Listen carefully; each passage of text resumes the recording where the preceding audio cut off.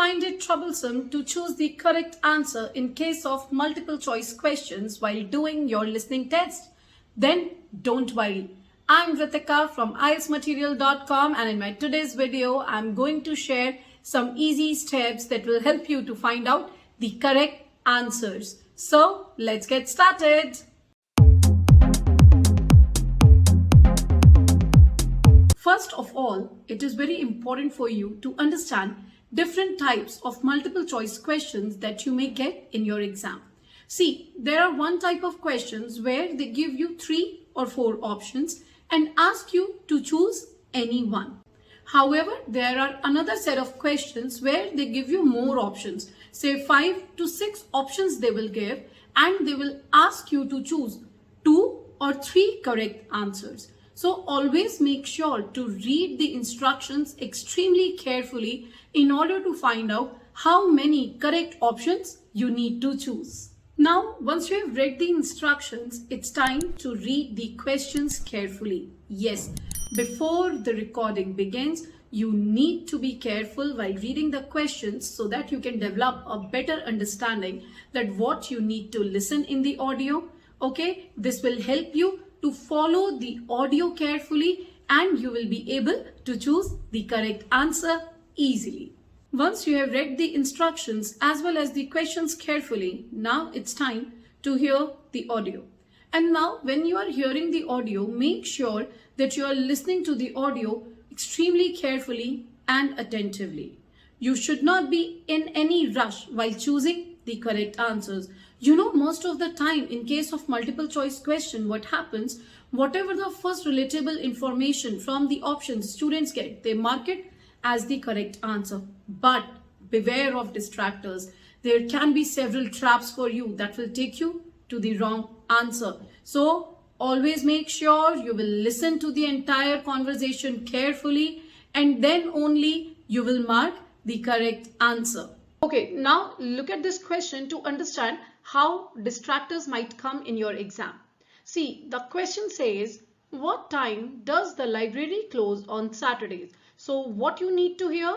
The time on which the library get closed on Saturday. And 3 options are given: 2 p.m., 3 p.m. and 5 p.m. Let us have a look on script now. Maria is asking, what times are you open? Now beware, here Maria is talking about at what time library is open. But we need to hear what? We need to hear the closing time. Now what Peter is responding? The library is open from 9 a.m. to 5 p.m. Monday to Friday. So here they are specifically talking about Monday to Friday. So this information is not required for our answer. Now moving further, on Saturdays, yes, this is what our question is asking. We are open at 9 a.m. and close at 2 p.m. So the answer should be 2 p.m. Is it? No. Read further. Sorry, 3 p.m. So the correct answer would be 3 p.m. See, this is how you can find the distractors in your listening audio. So always listen to the audio patiently. Whatever the information you are getting at first, it might be incorrect. Moving further, another trick that will help you to choose the correct answer in case of multiple choice questions is process of elimination. Yes, while doing the multiple choice question, instead of hunting only the correct answer, try eliminating the wrong ones. Always make sure when you are listening the audio that you are crossing out the options that do not fit to the question. Okay, in this way what will happen? You will reduce the competition between the options and ultimately it will help you to find the correct answer easily. Let us practice process of elimination with the help of this question. Now look at the question on your screen. The question says they will select foreign students and 3 options are given: from the language school, from the business school, or randomly on campus. Now listen to the audio and find out the correct answer. Well, how do we do the survey? I think we need to find a good selection of foreign students. So, how about we go over to the English language school at lunchtime and talk to some of the students there. That's not a bad idea. But we shouldn't limit ourselves to that department. Why not? Well, think about it. They'll all give the same reason, to learn English. Of course, you're right.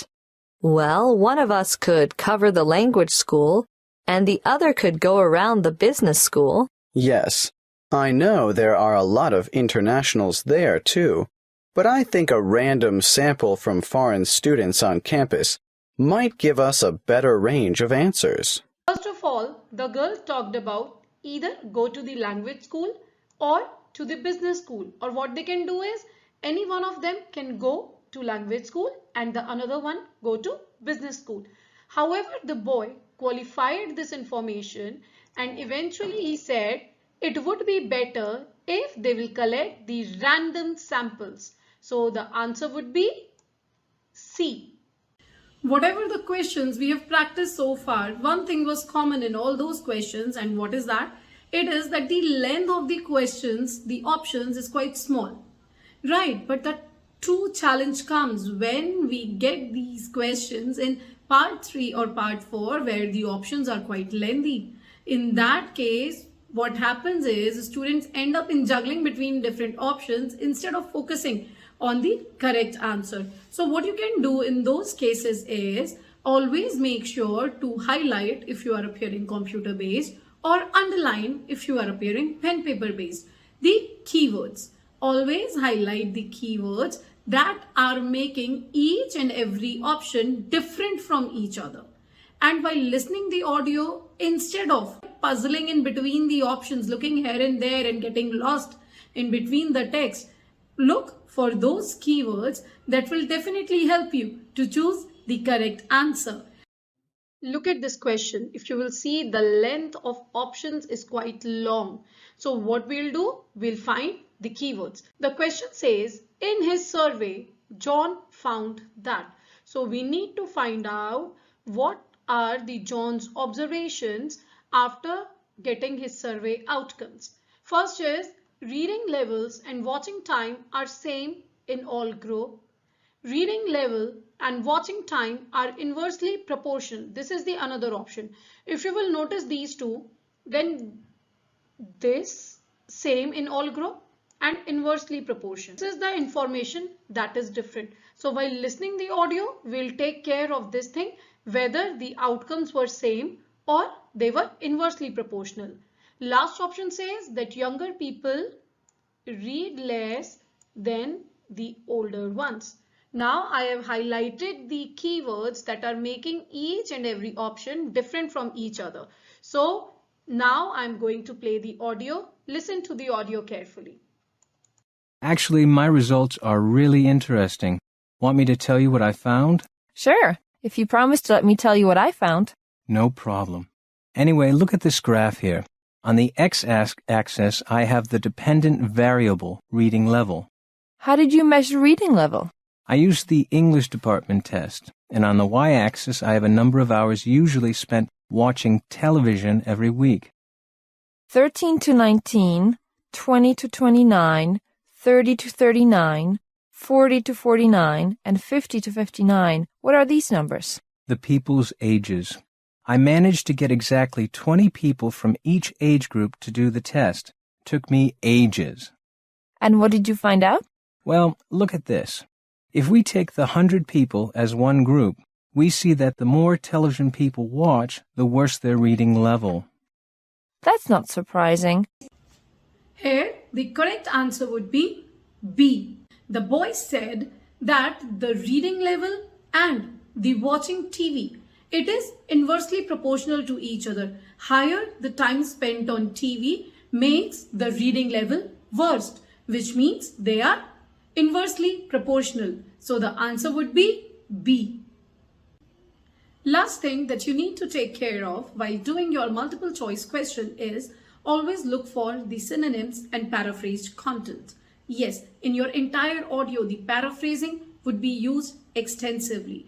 It might happen that you won't get the same words which are used in the options. You may not get those words in the audio. In audio, they will use the synonym or the paraphrased expression. So don't get confused, understand the meaning, and then mark your answer. I have one question to practice this paraphrasing as well. Look at the screen for the question. The question says, the foreign students will have to collate the answers, rank the answers, know a lot about the answers. I'm going to play the audio. Listen to it carefully. What are we going to ask them? Why are you studying abroad? An open question like that could mean we get hundreds of different responses. It would be better if we made up, say, 10 reasons and asked each respondent to place them in order of importance. You're right. That would certainly make collation easier. Any idea? Here, the correct answer would be B. That is, rank the answers. In the audio, they didn't use the word rank. What the boy said? The boy said, students need to place the answer in the order of preference. So, in the order of preference means they need to rank the answers. I hope you all are clear with the major steps that you need to take care of while doing multiple choice questions. Let us have a quick recap of the same. Number 1, you are going to read the questions as well as the instructions carefully. Number 2, you will mark the keywords in case of lengthy options. Number 3, watch out distractors. Don't fall for the traps. Number 4, process of elimination. Keep cutting out the wrong options. Lastly, watch out for the paraphrased content or the synonyms.